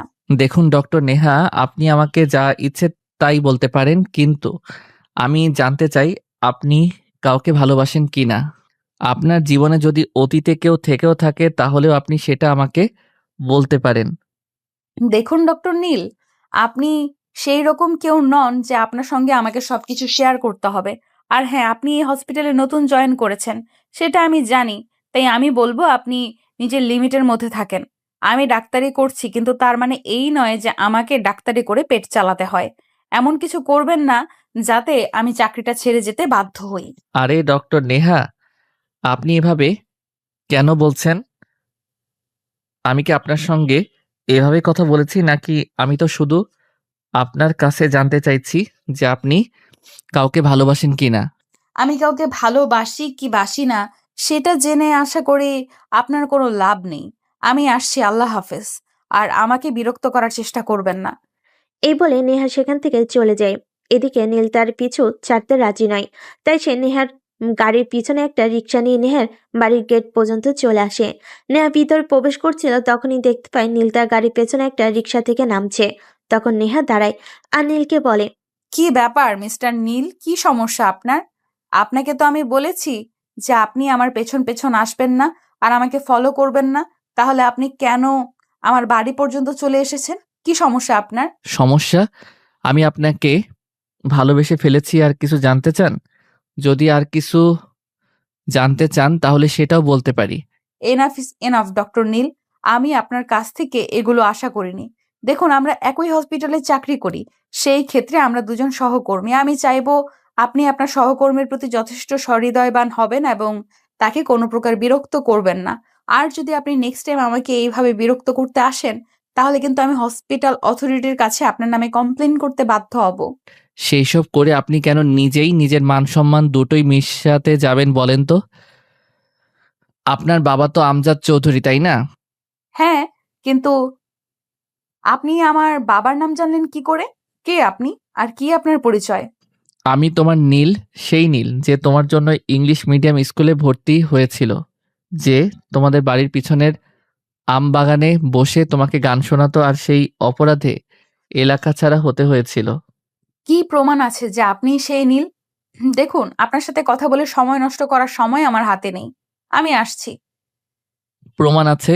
সেই ছোটবেলায় যখন আমি স্কুলে টিফিন নিয়ে যেতাম, তখন আমার টিফিন বক্সটা খুব একটা ভালো ছিল না, তাই তুমি তোমার একটা টিফিন বক্স আমাকে দিয়েছিলে, আর সেটা এখনো আমার কাছে আছে। তোমার দেওয়া শেষ স্মৃতিচিহ্ন হিসেবে আমি আমার কাছে রেখে দিয়েছিলাম। আমি যে সব কথা বিশ্বাস করি না, প্লিজ আপনি এখান থেকে চলে যান আর দয়া করে আমাকে বিরক্ত করবেন না। আর একটা কথা, আপনি যদি সেই মানুষটা হয়েও থাকেন তাহলে এখন আমার কিছু করার নেই, কারণ আমার বাবা আমার জন্য বিয়ের সম্বন্ধ ঠিক করে রেখেছেন। আর আমি আমার বাবার পছন্দ করা সেই ছেলেটাকেই বিয়ে করব। আমি আমার বাবার কথা কখনোই অমান্য করি না। সেটা হবে না নেহা, কারণ সেই ছোটবেলা থেকে আমি তোমাকে ভালোবাসি আর তুমিও আমাকে ভালোবাসতে, কিন্তু তুমি তোমার বাবার ভয়ে এটা বলতে পারোনি। এখন তুমিও বড় হয়েছো আর আমিও বড় হয়েছি। এখন আর আমরা কেউই এখন আমরা কাউকে ভয় পাই না, তাই আমাদের এখন সময় এসেছে নিজেদের ভালোবাসাকে নিজেদের করে নেওয়ার। বাড়ির গেটের সামনে দাঁড়িয়ে এভাবে কথা বলছিল নীল আর নেহা। তখনই দোতলার বেলকনি থেকে নেহার আপু সেটা দেখে ফেলে আর নেহাকে ডাক দিয়ে বলে, কিরে নেহা, ওখানে কি করিস? আর এই ছেলেটা কে? ওই ছেলেটাকে তো আমাদের এলাকায় এর আগে কখনো দেখিনি। নেহা তখন তার আপুর কথার কোনো উত্তর না দিয়ে নীলকে বলতে থাকে, আপনি প্লিজ এখান থেকে চলে যান। আপনি আমার আব্বুকে চেনেন না। আমার আব্বু যদি জানতে পারে যে আপনি আমার সঙ্গে এখানে এইভাবে এইসব কথা বলছেন, তাহলে মেরে আপনার হাড্ডিগুড্ডি সব ভেঙে ফেলবে। এই বলে নীলকে আর কোনো কথা বলার সুযোগ না দিয়ে নেহা সেখান থেকে দৌড়ে ভিতরে চলে আসে। আর ড্রয়িং রুমে আসতেই তার আব্বু আবার তার পথ আগলে দাঁড়ান আর তাকে বলে, কিরে নেহা, তোকে আমি কিছু জিজ্ঞাসা করছিলাম, কিন্তু তুই আমার কথার কোনো উত্তর দিসনি কেন? এই ছেলেটা কে? আর তোর সঙ্গে কি কথা বলছিল? আব্বু, এই ছেলেটা এই শহরে নতুন এসেছে আর সামনের বাসার একটা ঠিকানা জিজ্ঞেস করছিল, তাই আমি তাকে বলে দিচ্ছিলাম। নেহা দেখ, আমি তোর চাইতে বয়সে বড়, তাই তোর বাবা হতে পেরেছি। আমাকে ভুলভাল বুঝাতে আসিস না। আমি দেখছি তুই অনেকক্ষণ ধরেই ছেলেটার সঙ্গে কথা বলছিস, বল আমাকে। আব্বু, ছেলেটা এলাকায় নতুন এসেছে, তাই অনেক কিছুই বলে তারপর বোঝাতে হয়েছে। আমি এই ছেলেটার সঙ্গে কি কথা বলতে যাব?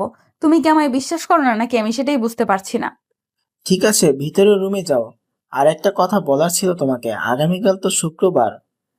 তোমার এই যে ছেলেটার সঙ্গে বিয়ের দিন তারিখ ঠিক করে রাখা হয়েছে, সে বাংলাদেশে ফিরে এসেছে আর আগামীকালকেই তোমাদের এঙ্গেজমেন্ট হবে। আব্বু, এত তাড়াতাড়ি করার কি আছে? এসব সবে তো আমি ডাক্তারি পাশ করে চাকরি নিয়েছি।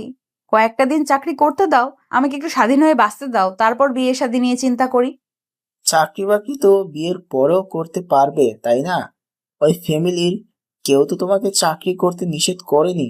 ছেলেটা এতদিন পর বাংলাদেশে এসেছে, তাই চাই এঙ্গেজমেন্ট সেরে তোমার সঙ্গে কিছু সময় কাটাতে। তারপরও বাবা, তুমি প্লিজ এই ছেলেটাকে বলো আমাকে আর কয়টা দিন সময় দিতে। আমি এখনই বিয়ে বা এঙ্গেজমেন্টের জন্য মানসিকভাবে প্রস্তুত নই। তুমি প্রস্তুত নও, নিজেকে প্রস্তুত করো। ছেলেটা বাংলাদেশে এসেছে শুধু তোমাকে বিয়ে করার জন্য। আর আমি কি করে এসব কথা বলবো বলো?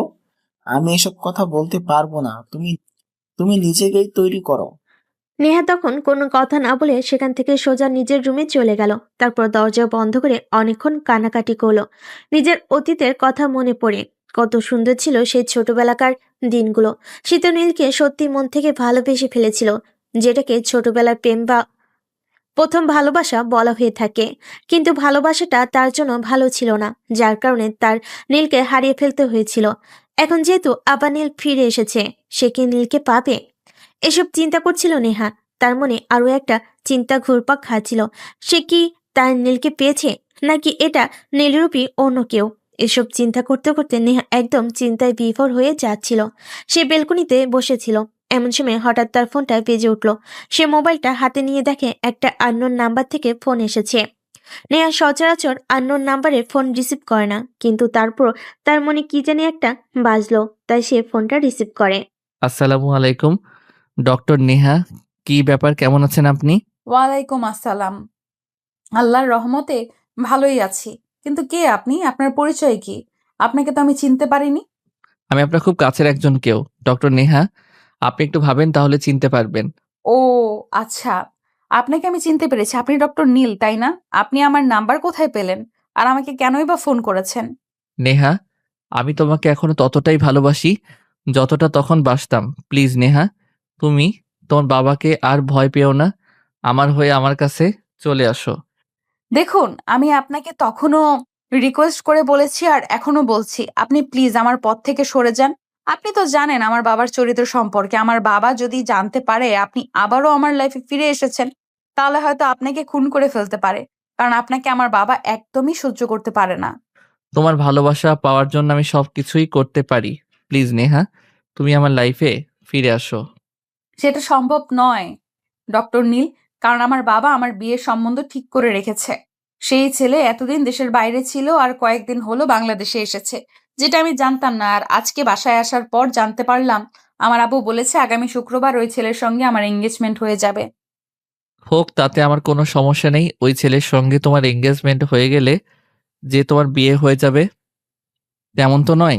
দুটো সম্পূর্ণ আলাদা বিষয়। এঙ্গেজমেন্ট হোক, বিয়ে তো হবে না। বিয়ে তো তোমার আমার সাথেই হবে। প্লিজ ডক্টর নীল, ছোটবেলায় কি হয়েছে না হয়েছে সেই সবকিছু ভুলে যান। এখন বড় হয়েছেন, আমিও বড় হয়েছি। তাছাড়া আমি আমার বাবাকে প্রচন্ড ভয় পাই। আমি আমার বাবার বিরুদ্ধে গিয়ে কিছু করতে পারবো না, সেই সাহস আমার নেই। নেহা, তুমি একবার বলো যে তুমি আমাকে বিয়ে করতে রাজি আছো। তোমার সাহস থাকতে হবে না, আমি নিজেই তোমার বাবার কাছে গিয়ে আমাদের বিয়ের প্রস্তাব দেব। তাছাড়া এখন তোমার বাবা আর আমি সমান সমান, কারণ ভাগ্যের চাকা কখন কাকে কোথায় নিয়ে যায় সেটা বলা যায় না। আমাদের অর্থবিদ্যা এখন আর কিছুতেই কমতি নেই যে তোমার বাবা আমাকে অবহেলা করে ফিরিয়ে দিতে পারবেন। কিন্তু তারপরেও, কারণ আমার বাবা এক কথার মানুষ, তিনি যখন কিছু বলেন তখন সেটা করেই ছাড়েন। আর আপনাকে তো বললাম যে আমার এঙ্গেজমেন্ট আগামীকাল। এই বলে নেহা কান্না করতে থাকে আর ফোনটা কেটে দেয়। অপরদিকে নেহার কান্না শুনে নীলের যেন একদম বুক ফেটে যাচ্ছিল। সে তখন সরাসরি তার আব্বুর রুমে চলে যায় আর সবকিছু খুলে বলে। সবকিছু শুনে তার আব্বু বলে, কেন এখনো অতীতকে বুকের মধ্যে পুষে রেখেছিস বাবা? কেন এখনো অতীতকে বুকের মধ্যে পুষে রেখেছিস বাবা? একটা মানুষের শুধুমাত্র কষ্টই দিতে পারে, এছাড়া কিছুই দিতে পারে না। সেটা তুই খুব ভালো করেই জানিস, কিন্তু তারপরও কেন তুই এমনটা করছিস? আব্বু, আমি এখনো নেহাকে ততটাই ভালোবাসি যতটা তখন বাসতাম। তাই নেহাকে ছাড়া বেঁচে থাকা আমার পক্ষে সম্ভব নয়। তুমি আমার বাবা, তোমাকে আমি সবকিছু জানিয়েছি। এখন তুমি কি করবে না করবে সেটা একান্তই তোমার ব্যক্তিগত ব্যাপার। কিন্তু সমস্ত পৃথিবীর বিনিময়ে হলেও আমার শুধু আমার নেহাকেই চাই। আমি কিভাবে কি করব কিছুই বুঝতে পারছি না। এদিকে তো নেহার বাবার সঙ্গে আমাদের কোনো ভালো সম্পর্ক নেই। দ্বিতীয়ত, নেহার বিয়ের সম্বন্ধ ঠিক হয়ে আছে, আর আগামীকালকে নেহার এঙ্গেজমেন্ট। আমি এখন কিভাবে কি করব তুই নিজেই আমাকে বল। আব্বু, তোমাকে তবে বলেই দিয়েছি আমার সারা পৃথিবীর বিনিময় হলেও নেহাকে চাই, কারণ নেহা ছাড়া আমি বেঁচে থাকতে পারবো না। এখন বাকিটা তোমার হাতে, কি করবে তোমরা চিন্তা করে দেখে নাও। নীলের এই কথা শুনে তার বাবা বেশ কিছুক্ষণ চিন্তা করলো, কিন্তু কোনো কুল কিনারা খুঁজে পেল না। কি করবে এখন? নেহার বাবার সামনে কি করে গিয়ে দাঁড়াবেন, যেই মানুষটা একদিন অপমান করেছিল, অসম্মান করেছিল, আর যেই মানুষটার জন্য একদিন গ্রাম ছেড়ে শহরে চলে আসতে হয়েছিল। এখন আবার কেন ওই মানুষটার সামনে যাবে? কিন্তু কোনো উপায়ও দেখা যাচ্ছে না, কারণ নীল ওনার একমাত্র ছেলে। তাই ওনাকে বাধ্য হয়ে নেহার বাবার কাছে যেতে হবে। তিনি নীলকে বললেন, আচ্ছা বাবা, ঠিক আছে, তুই কোনো চিন্তা করিস না। আমি কালকে নেহার আব্বুর সঙ্গে কথা বলবো, দেখি কি করা যায়। অতঃপর পরের দিন সকাল হতে না হতেই নীলের বাবা প্রস্তুতি নেয় নেহাদের বাড়িতে যাওয়ার জন্য, এবং সকাল 8টার মধ্যে তিনি রওনা দেন। বাড়ির গেটের সামনে দাঁড়িয়ে কলিং বেল চাপ দিচ্ছিলেন। প্রায় 2 মিনিট পর নেহা এসে দরজা খুলে দেয়। নেহাকে দেখতে পেয়ে নীলের আব্বু বলে, আমি যদি খুব ভুল না করে থাকি তাহলে তুমি নেহা, তাই না? হ্যাঁ, আপনি ঠিকই চিনতে পেরেছেন, কিন্তু আমি তো আপনাকে চিনতে পারলাম না। কে আপনি? আর কি আপনার পরিচয়? আমি আশরাফ হোসেন, নীলের আব্বু। তোমার আব্বুর সঙ্গে কথা বলতে এসেছি তোমাদের দুজনের ব্যাপারে। তোমার আব্বু কি বাসায় আছেন? I am so sorry uncle, আমি আপনাকে চিনতে পারিনি। কেমন আছেন আপনি? প্লিজ ভেতরে এসে বসুন। আব্বু এখনো ঘুম থেকে ওঠেনি, তবে কিছুক্ষণের মধ্যেই উঠে যাবে। আপনি প্লিজ ড্রয়িং রুমে বসুন, আমি আব্বুকে ঘুম থেকে ডেকে তুলি। তাই বলে নেহা ভিতরের রুমে চলে গেল আর তার আব্বুকে ঘুম থেকে ডেকে তুলো। কি ব্যাপার, কি হয়েছে? আমার শরীরটা ভালো লাগছিল না, তাই ঘুমিয়েছিলাম, কিন্তু তুমি ডাকছো কেন? আব্বু, আসলে নিচে একজন এসেছেন তোমার সঙ্গে কথা বলতে। তোমার সঙ্গে জরুরি কিছু কথা বলতে চান, তাই তোমাকে ডাকলাম। আমার সাথে এত সকালে কে কথা বলতে এসেছে? আমার তো কারোর সঙ্গে কোনো মিটিং বা অ্যাপয়েন্টমেন্টের কথা ছিল না, তাহলে কে আসলো? আব্বু, আমি তো সেটা বলতে পারবো না, তবে উনি বলেছেন তোমার সঙ্গে উনি খুব জরুরি কিছু কথা বলতে চান। আচ্ছা ঠিক আছে, কোনো সমস্যা নেই, তুমি যাও, আমি এক্ষুনি যাচ্ছি, দেখছি কে এসেছে। নেহা তখন আর কোনো কথা না বলে চুপচাপ নিজের রুমে চলে গেল। আসলে সে বিষয়টা লুকিয়ে রেখেছে, কারণ সে নিজের মুখে তার বাবাকে কিছু বলতে চায় না। তাই তার বাবা নিজে গিয়ে কথা বলুক, তারপর তার বাবার সিদ্ধান্ত দেখবে। এদিকে তার বাবা ঘুম থেকে উঠে একটু ফ্রেশ হয়ে তারপর নিচে গেলেন। তিনি ড্রয়িং রুমে নীলের বাবাকে দেখতে পেয়ে বেশ অবাকই হলেন, আর সিঁড়িতে নামতে নামতে বললেন, তা কি ব্যাপার, আপনি আমার বাড়িতে হঠাৎ? আর আমার বাড়ির ঠিকানাই বা পেলেন কোথায়? যদি প্রয়োজন থাকে তাহলে ঠিকানা খুঁজে নিতে হয়, ঠিকানা কারো দিতে হয় না। আমার আপনার সঙ্গে প্রয়োজন কিছু কথা আছে, তাই তো আমি আপনার বাসার ঠিকানা খুঁজে নিয়েছি। আপনি একটু বসুন, আমি আপনার সঙ্গে কথা বলতে চাই। আপনার সঙ্গে আমার দরকারি কিছু কথা বলার আছে। আমার সঙ্গে দরকারি কথা, তাও আবার আপনার? আমি তো সেটাই বুঝতে পারছি না। আপনি কি করতে এসেছেন আর কি বলতে এসেছেন? যাই হোক, আমার অত সময় নেই, আমার অফিসে যেতে হবে। তাই কি বলবেন তাড়াতাড়ি বলে ফেলুন। দেখুন, আমি জানতে পেলাম আপনার মেয়ের আজকেই এঙ্গেজমেন্ট হওয়ার কথা, কিন্তু আপনি দয়া করে সেটা করবেন না। সেটা আপনার মেয়ের জন্য ভালো হবে না। দেখুন, মেয়েটা আমাদের। আমার মেয়ের জন্য কোনটা ভালো হবে কোনটা খারাপ হবে সেটা চিন্তা করবার জন্য আমরা রয়েছি। আপনি একজন বাইরের মানুষ, তাছাড়া আপনার সঙ্গে আমাদের সেরকম কোনো সম্পর্ক নেই। তাই আমাদের মনে হয় আপনার মতামতটা আমরা এ ব্যাপারে গ্রহণ করতে পারবো না। কিন্তু আপনাদের সেটা করতেই হবে, কারণ আপনাদের মেয়ে নেহা আর আমার ছেলে নীল দুজন দুজনকে এখনো ঠিক ততটাই ভালোবাসে যতটা বাসত। তাই আমি আপনার সঙ্গে কথা বলতে এসেছি। আমি আপনাদের মেয়েকে আমাদের বাড়ি বউ করে নিতে চাই। এই বলে এই কথা শুনে নেহার বাবা আর মা দুজনেই একদম তেলে বেগুনে জ্বলে উঠলেন। ওনারা কোনোভাবে এটা আশা করেননি যে কোনোদিনও নীল বা তার ফ্যামিলি আবার তাদের লাইফে ফিরে আসবে, আর এমন কিছু অপ্রত্যাশিত ঘটনা ঘটবে। তাই নেহার বাবা রেগে খটখট করতে করতে বলেন, দেখুন, আপনার সঙ্গে এতক্ষণ পর্যন্ত ভদ্রভাবে কথা বলেছি, কিন্তু আপনি এখন ভদ্রতার সীমা লঙ্ঘন করেছেন। তাই আমার মনে হয় আপনার সঙ্গে আর ভদ্রতাভাবে কথা বলা উচিত নয়। দয়া করে আমাদের বাড়ি থেকে বের হয়ে যান, তা না হলে কিন্তু সিকিউরিটি ডেকে ঘাড় ধাক্কা দিয়ে বাড়ি থেকে বের করে দিতে বাধ্য হব। আপনারা যদি ভুল করেও সেটা করেন তাহলে সেটা আপনাদের জন্য খারাপ হবে, কারণ আমি একজন বাবা আর নেহারও আপনাদের সন্তান। আমি যখন চাই না যে আমার সন্তান কষ্ট পাক, তেমনি আপনিও চান না আপনার মেয়ে জোর করে অন্য একজনের সাথে বিয়ে দিতে পারেন, কিন্তু সখী কখনোই হতে পারবে না। আপনি এখনই আর এই মুহূর্তে আমাদের বাড়ি থেকে বের হয়ে যান। আমি আপনার সঙ্গে আর কোনো কথা বলতে চাচ্ছি না। আপনার সঙ্গে আমাদের আর কিছুই বলার নেই। আড়াল থেকে সবকিছু শুনছিল নেহা। নিজের আব্বুর এমন কথা শুনে আড়াল থেকে বের হয়ে এসে সবার সামনে দাঁড়িয়ে তার আব্বুকে বলে, আব্বু প্লিজ তোমরা ওনাকে ফিরিয়ে দিও না। আমি নীলকে এখনো ততটাই ভালোবাসি যতটা সেই ছোটবেলায় বাসতাম। নীলকে ছাড়া অন্য কাউকে আমি বিয়ে করতে পারবো না। প্লিজ তোমরা বোঝার চেষ্টা করো। আরে নেহা, এসব তুই কি বলছিস? তোর কাছে কি আমাদের মান ইজ্জতের কোনো দাম নেই? এছাড়া তুই খুব ভালো করে জানিস তো তোর আব্বু ওনার পরিচিত একটা ছেলের সঙ্গে তোর বিয়ের সম্বন্ধ ঠিক করেছেন, আর আজকে তোদের এনগেজমেন্ট। এখন এসব কথা বলতে তোর লজ্জা করছে না? আম্মু, ভালোবাসার মানুষকে নিজের করে চাওয়া আর পাওয়ার মধ্যে কখনো কোনো লজ্জা পাওয়ার কথাই নেই। আমি নীলকে ভালোবাসি আর তাকে আপন করে পেতে চাই। তাহলে এখানে আমার লজ্জা কেন করবে সেটা তোমরাই আমাকে বলো। নেহা, তোর কি মাথা খারাপ হয়ে গেছে নাকি? সেটাই তো আমরা বুঝতে পারছি না। তুই যদি এই ছেলেটাকে ভালোবাসিস আর তোর বাবার পছন্দ করা ছেলেটাকেই বিয়েই না করবি, তাহলে তুই এতদিন বলিসনি কেন? এখন সবকিছু ঠিক হয়ে গেছে, এখন আর কোনো কিছু করা সম্ভব নয়। নেহার আম্মু, প্লিজ থামো, আমাকে বলতে দাও। দেখেন, আমার মেয়ে যে এখনো আপনার ছেলেকে ভালোবাসে সেটা আমি জানতাম না। আর যদি জানতাম তাহলে আমি তাদের ভালোবাসার প্রতি বাধা হয়ে দাঁড়াতাম না। ঠিক আছে, কোনো সমস্যা নেই। আমার মেয়ে যেহেতু এখনো আপনার ছেলেকে ভালোবাসে, আর আপনার ছেলেও আমার মেয়েকে ভালোবাসে, তাহলে ওদের ভালোবাসার সম্পর্কে আমি স্বীকৃতি দিতে আমার কোনো সমস্যা নেই। তার মানে আপনি ওদের সম্পর্ক মেনে নিয়েছেন। যাই হোক, আমি অনেক খুশি হলাম, আলহামদুলিল্লাহ। আল্লাহ পাক আপনাকে দীর্ঘজীবী করুক, আর সেই সঙ্গে আমার হবু পুত্রবধূ আর আমার ছেলেকেও সুখী জীবন দান করুক। আব্বুর এমন সিদ্ধান্ত নেহা অনেক খুশি হয় আর খুশিতে লাফাতে লাফাতে নিজের রুমে চলে যায় আর মোবাইলটা বের করে সঙ্গে সঙ্গে নীলকে ফোন দেয়।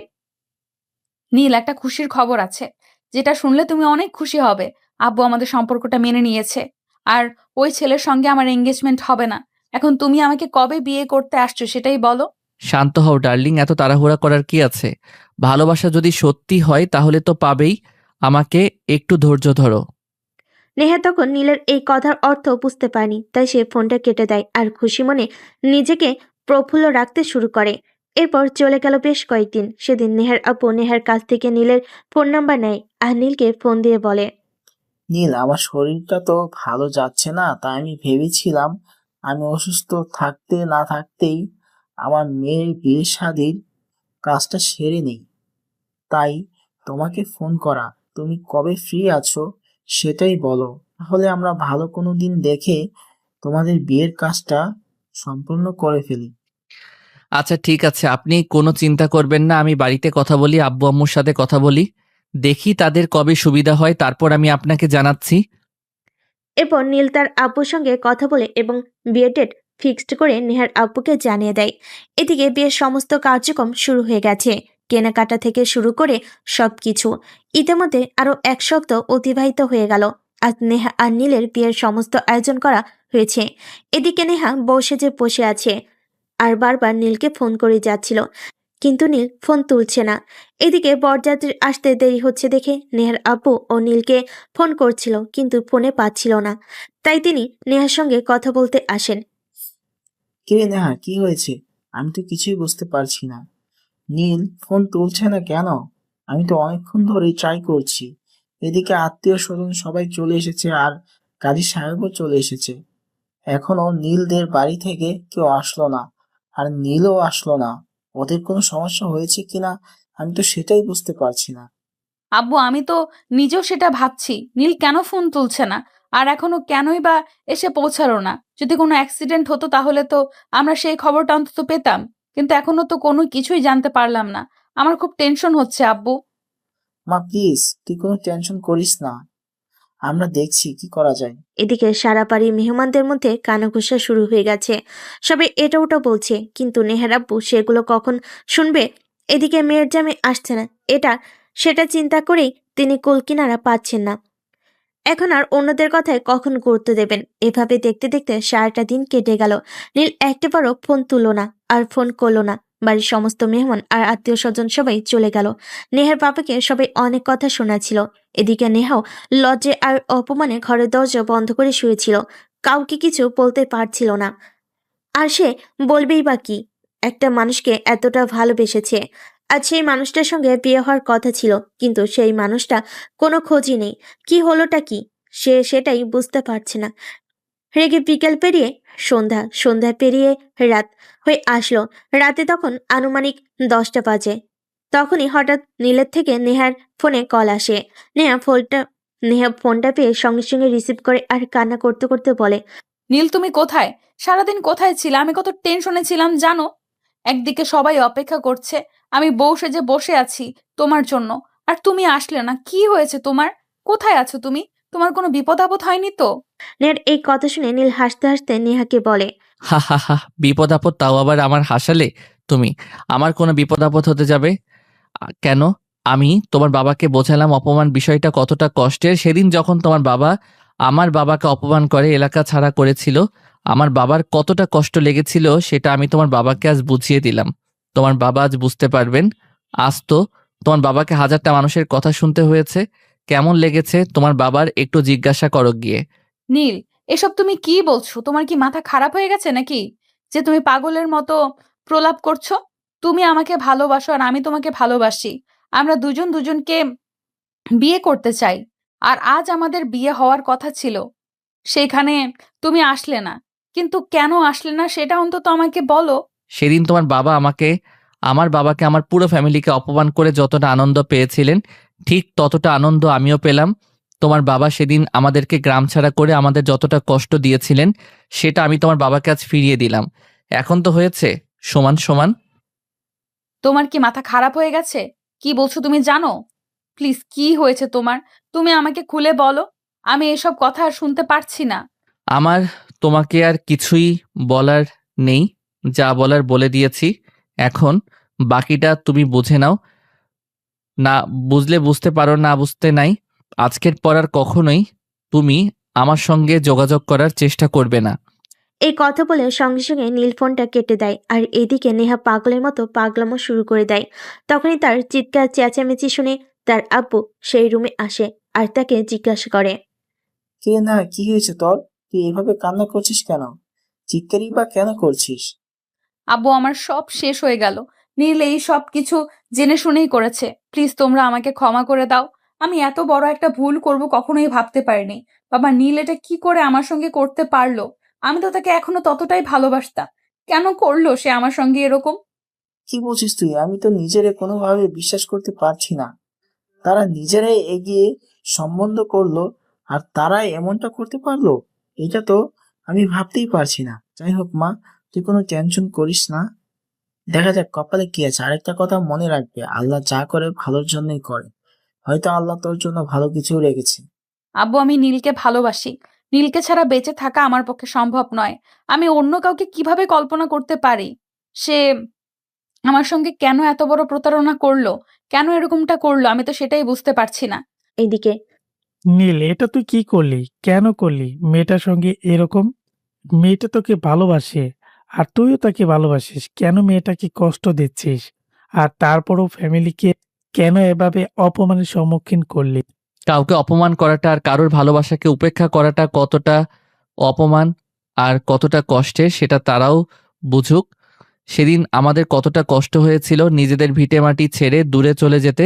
আজকে তাদেরকেও আমি সেটা বুঝিয়ে দিলাম। কিছু কিছু মানুষকে শিক্ষা দেওয়ার প্রয়োজন আছে। কিন্তু তুই এটা একদমই ঠিক করিসনি। যেটা হওয়া সেটা হয়ে গেছে। এখন পুরো বিষয়গুলো টেনে এনে কোনো লাভ নেই। আমি নেহার আব্বুর সঙ্গে কথা বলি। তুই প্লিজ এখন যা, নেহাকে আমাদের বাড়ি নিয়ে আয়। মেয়েটা তোকে ভালোবাসে, কষ্ট দিস না এইভাবে। নীল তখন কোনো কথা না বলে চুপচাপ বাসা থেকে বের হয়ে চলে যায় আর ফোনটা সুইচ অফ করে রাখলো।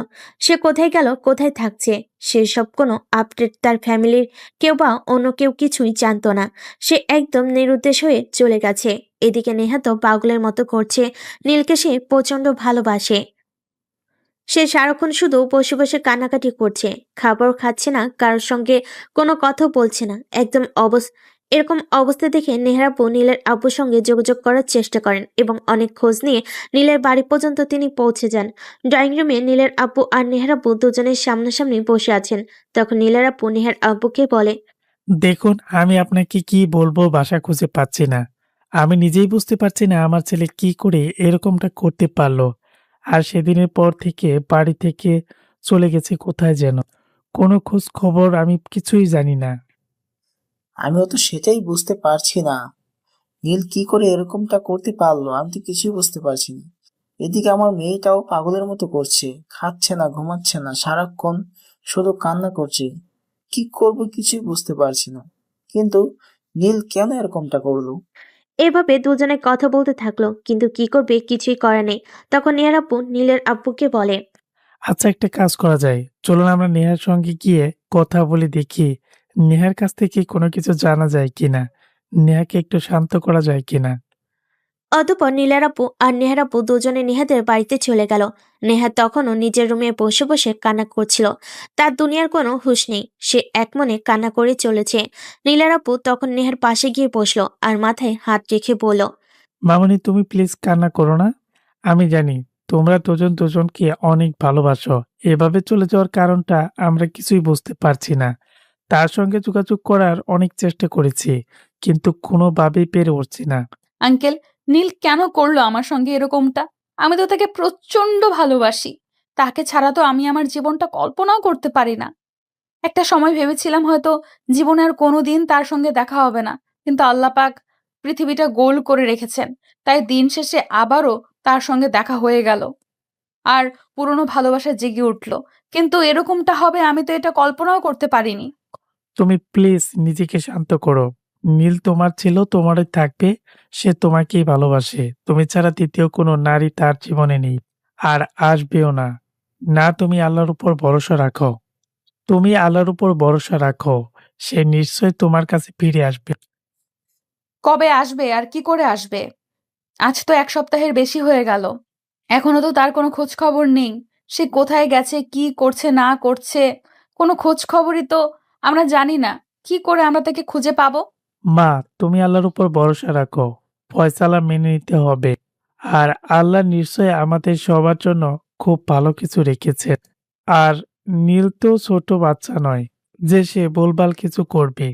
সে অ্যালার্ট, ভালো মতো বোঝার জন্য যথেষ্ট বয়স আর বুদ্ধি তার রয়েছে। তাই সে নিশ্চয়ই খারাপ কিছু করবে না। তার উপর ভরসা রাখো। এভাবে নীলের আব্বু আর নেহার আপু দুজনে নেহাকে বেশ কিছুক্ষণ বোঝালো। আর অনেকক্ষণ পর নীলের আব্বু নিজের বাড়িতে চলে গেলেন। এদিকে দেখতে দেখতে প্রায় 2 মাস হয়ে গেল, এখনো নীলের কোনো খোঁজ খবর নেই। সব বন্ধু বান্ধবের কাছে খোঁজ নেওয়া হয়েছে, কিন্তু তার কোনো খোঁজ পাওয়া যায়নি। তাকে সমস্ত আত্মীয় স্বজনের বাড়িতেও খোঁজা হয়েছে, কিন্তু কোনোভাবেই তাকে খুঁজে পাওয়া যায়নি। আর তার সঙ্গে কোনো যোগাযোগও করা যায়নি। আস্তে আস্তে সবাই বিষয়টা একটু ভুলতে শুরু করছে। এভাবে দেখতে দেখতে 2টা বছর কেটে গেল। নীল এখনো কাউকে বিয়ে করেনি, কারণ সে নীলকেই এখনো ভালোবাসে। সে তার জীবনে নীল ছাড়া আর অন্য কাউকে কল্পনা করতে পারে না। নেহার আব্বু নেহাকে অনেক বুঝিয়েছে, অনেক চেষ্টা করেছে উন্নত বিয়ে দেওয়ার জন্য, কিন্তু নেহা কোনোভাবে রাজি হয়নি। সে সবাইকে পরিষ্কার করে জানিয়ে দিয়েছে, নীল যদি তার জীবনে না আসে তাহলে অন্য কোনো পুরুষ তার জীবনে আসবে না। নেহাকে নেহার আব্বু বুঝিয়েছে, নীলের আব্বু কিন্তু অনেক বুঝিয়েছে নেহাকে বিয়ে করে নেওয়ার জন্য, কিন্তু নেহা তবুও কারোর কোনো কথাই শোনেনি। তার একটাই কথা, বাঁচলে নীলের জন্যই বাঁচবে, আর মরলেও সে নীলের জন্যই মরবে। নীল তার জীবনে ছিল আর থাকবে, এটাই শেষ কথা। এভাবে কাটতে থাকে নেহার দিনগুলো। হঠাৎ একদিন নেহা হসপিটালে ডিউটি শেষ করে বাসায় ফিরছিল, তখনই হঠাৎ রাস্তার মাঝখানে তার গাড়ির সামনে আর একটা গাড়ি এসে দাঁড়ায়। সে অনেকটা ভয় পেয়ে যায় আর আতঙ্কে থাকে, কোনো মাস্তান বাহিনী তার সামনে এসে দাঁড়ালো কিনা সেটা নিয়ে। কে আপনি? আর আমার গাড়ির সামনে গাড়ি দাঁড় করিয়েছেন কেন? তখনই কোনো কথা না বলে গাড়ির ভিতর থেকে নীল বের হয়ে আসে আর নেহার সামনে দাঁড়ায়। নেহা নীলকে দেখে একদম অবাকের চূড়ান্ত সীমায় পৌঁছে গিয়ে জিজ্ঞাসা করে, আরে নীল, তুমি এখানে কি করে আর কোথা থেকে আসলে? তুমি জানো তুমি চলে যাওয়ার পর আমরা সবাই তোমাকে কত খুঁজেছি, কতবার তোমার সঙ্গে যোগাযোগ করার চেষ্টা করেছি, কিন্তু কোনোভাবেই তোমার সঙ্গে যোগাযোগ করতে পারিনি। তুমি কোথায় ছিলে এতদিন? কেন যোগাযোগ করোনি আমাদের সঙ্গে? আমি সরি নেহা, প্লিজ আমাকে ক্ষমা করে দাও। আমি যে ভুলটা করেছি জানি আমার অযোগ্য, তারপর আমি তোমার কাছে ক্ষমা চাইছি। প্লিজ আমাকে ক্ষমা করে দাও। তোমাকে ক্ষমা করতে তোমাকে ক্ষমা চাইতে হবে না, আর আমি তোমাকে ক্ষমা করে দিয়েছি। দেখো, আমি তোমাকে ভালোবাসি, তোমার জন্য আমি সবকিছু করতে পারি, কিন্তু তুমি আমাকে এইটা বলো যে সেদিন তুমি কেন কাউকে কোনো কিছু না বলে বাড়ি থেকে বের হয়ে চলে গিয়েছিলে? আর এতগুলো বছর তুমি কোথায় ছিলে? সেদিন আমি বাড়ি থেকে বের হয়ে এসে জাস্ট সিঙ্গাপুরে চলে যাই, সেখানেই ছিলাম এতদিন। কিন্তু এত কিছুর পরেও আমি তোমাকে ভুলতে পারিনি। আজও আমি তোমাকে ততটাই ভালোবাসি যতটা সেদিন বেসেছিলাম, তাই আমি আজকেই সেখান থেকে চলে এসেছি। প্লিজ নেহা, তুমি আমাকে ক্ষমা করে দাও আর তোমার জীবনে ফিরিয়ে নাও। তোমাকে ছাড়া আমি নিজেকে কল্পনা করতে পারি না। আমি তোমাকে আমার জীবনে ফিরিয়ে নেব, আর তুমি আবারও আমার সঙ্গে সেম কাজটা করে আমাকে কষ্ট দিয়ে আমাকে ফেলে রেখে চলে যাবে। কখনোই না নেহা, আর কখনোই তোমাকে ফেলে রেখে চলে যাব না। আমি জানি আমি রাগ আর জেদের বশে যেটা করেছি সেটা খুবই খারাপ কাজ করেছি, কিন্তু বিশ্বাস করো, তোমাকে আমি একটা সেকেন্ডের জন্যও ভুলে থাকতে পারিনি। সারাক্ষণ আমার শুধু তোমার কথাই মনে পড়েছে। তোমাকে ছাড়া আমি কি করে থাকবো তুমি বলো আমাকে? সত্যি বলছো তো তুমি? তুমি আর কখনো আমাকে ছেড়ে যাবে না তো? সারা জীবন তুমি আমার হয়ে থাকবে তো?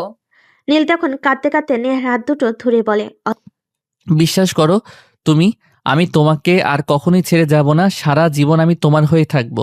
I love you Neha, will you marry me? Yes, I do.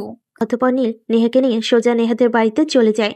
আর নেহার আব্বুর সঙ্গে দেখা করে নেহার বাবা নীলকে দেখে বলে, আরে নীল, তুমি এতদিন পর কোথা থেকে আসলে? আর এতদিন কোথায় বা ছিলে? তুমি জানো তোমাকে আমরা কতবার খোঁজার চেষ্টা করেছি, কিন্তু কোথাও তোমাকে খুঁজে পাইনি। এদিকে তুমি কোথায় ছিলে? আসলে সিঙ্গাপুর চলে গেছিল, ওইখানেই ছিল এতদিন। কিন্তু আমার ভালোবাসা যে সত্য, আমার ভালোবাসার টানে তাকে ফিরে আসতে হয়েছে। এখন তোমরা দুই পরিবার মিলে আমাদের দুইজনকে একসাথে করে দাও প্লিজ। সেটা না হয় করলাম, কিন্তু সমস্ত আয়োজন কমপ্লিট হওয়ার পর যদি নীল আবারও এরকমটা করে তখন কি হবে বলো? নেহার আব্বুর এই কথা শুনে নেহা কিছু বলতে চাইছিল, কিন্তু নীল তাকে বলতে না দিয়ে সে নিজেই বলতে শুরু করে। না আঙ্কেল, এরকমটা আর কখনোই হবে না। আমি আর কখনোই নেহাকে ছেড়ে যাব না। নেহাকে আমি ভালোবাসি, আর খুব বেশি ভালোবাসি। তাকে ছেড়ে যাওয়ার কোনো প্রশ্নই ওঠে না। আমি সারা জীবন তাকে তো দূরের কথা, আপনাদের কেউ ছেড়ে যাব না। সব্বাইকে সাথে নিয়ে বাকি জীবনটা সুখে শান্তিতে পার করতে চাই। আচ্ছা, ঠিক আছে, কোনো সমস্যা নেই। আমরা খুব শীঘ্রই তোমাদের দুজনের 4 হাত এক করে দেওয়ার বন্দোবস্ত করছি। কিন্তু এখন তুমি আগে তোমাদের বাড়িতে যাও, তোমার আব্বুর আম্মুর সঙ্গে কথা বলো। তারা অনেক কষ্ট পেয়েছে তোমার এভাবে চলে যাওয়াতে।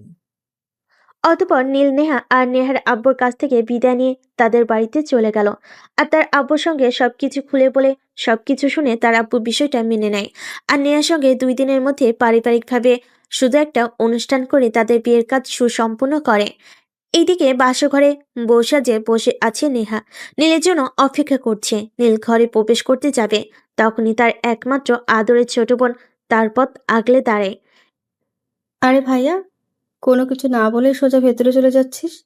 নিজের ভালোবাসার মানুষকে এতদিন পর কাছে পেয়েছিস বলে, কিন্তু সেটা তো আমি হতে দেব না। এত কষ্ট করে তোর জন্য বাসর ঘরটা নিজের হাতে সাজিয়েছি। এখন আমার পেমেন্টটা দে, তারপর বাসর ঘরে যা।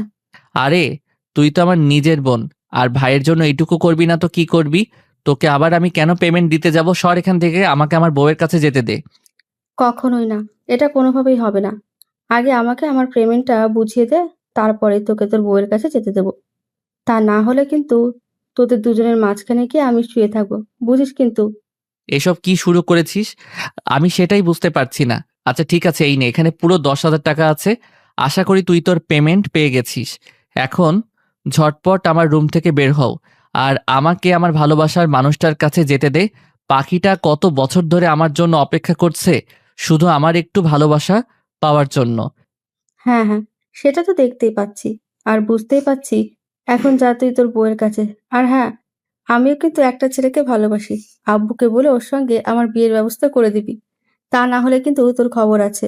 এই বলে নীলের ছোট বোন সেখান থেকে হাসতে হাসতে চলে গেল।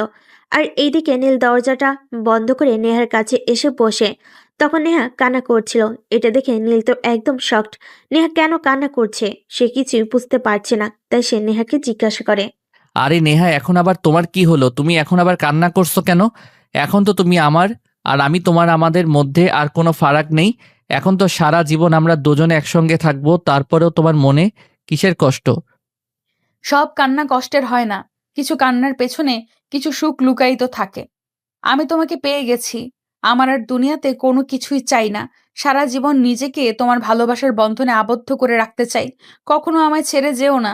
তুমি যদি আমাকে ছেড়ে চলে যাও, আমার মরে যাওয়া ছাড়া আর কোনো পথ খোলা থাকবে না।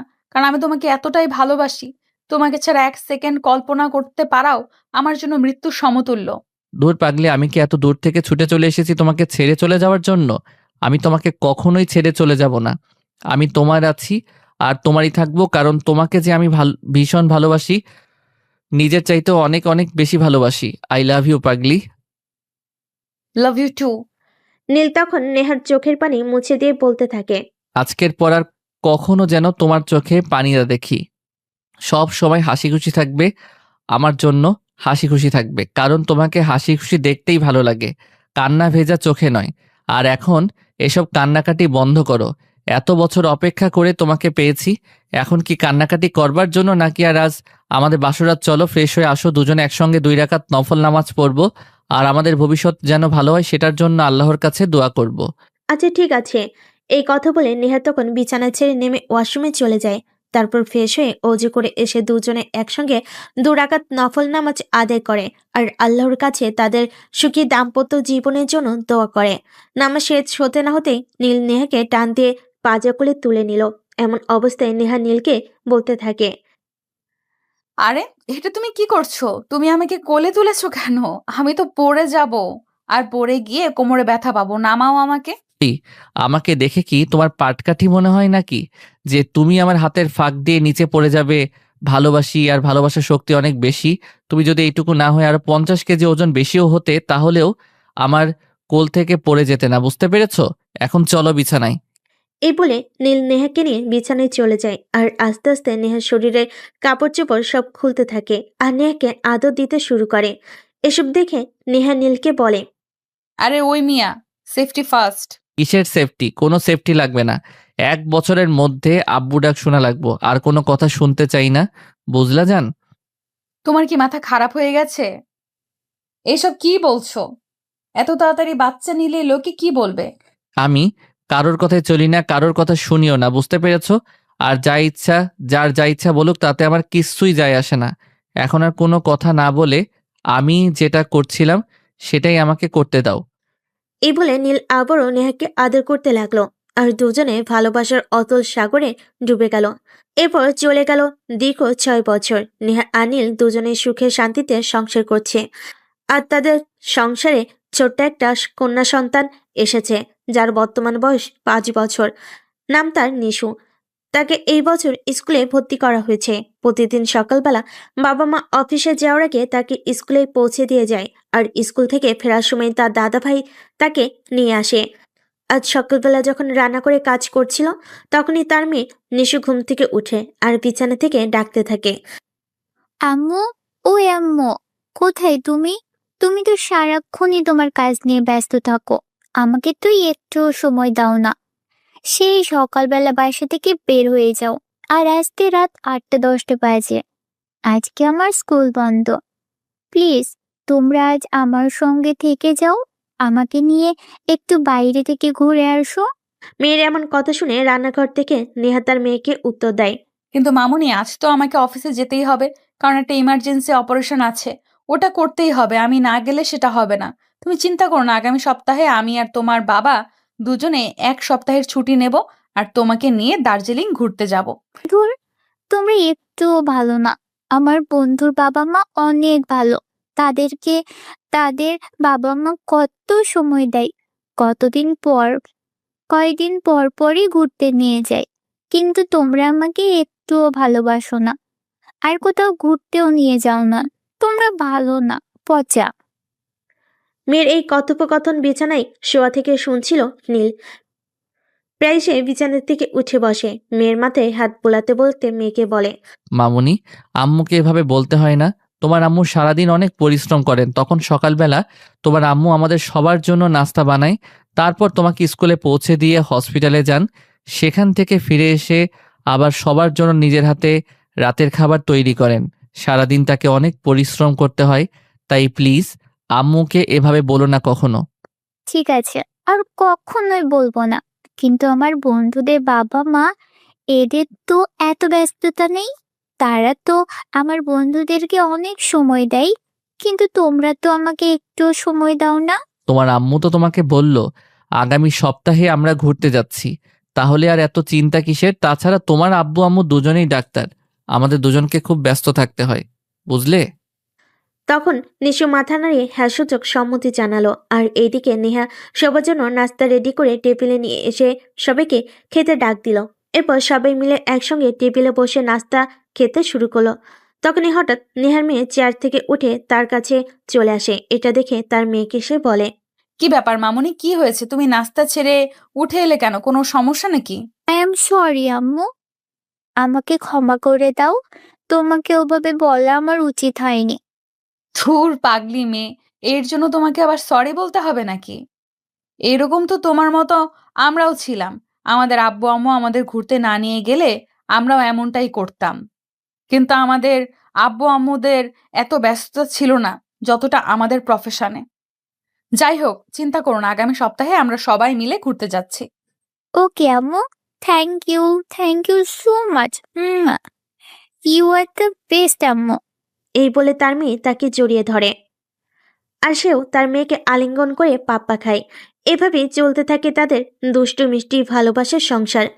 গল্পটা এই পর্যন্তই ছিল। কেমন হয়েছে কমেন্টে জানাতে ভুলবেন না কিন্তু।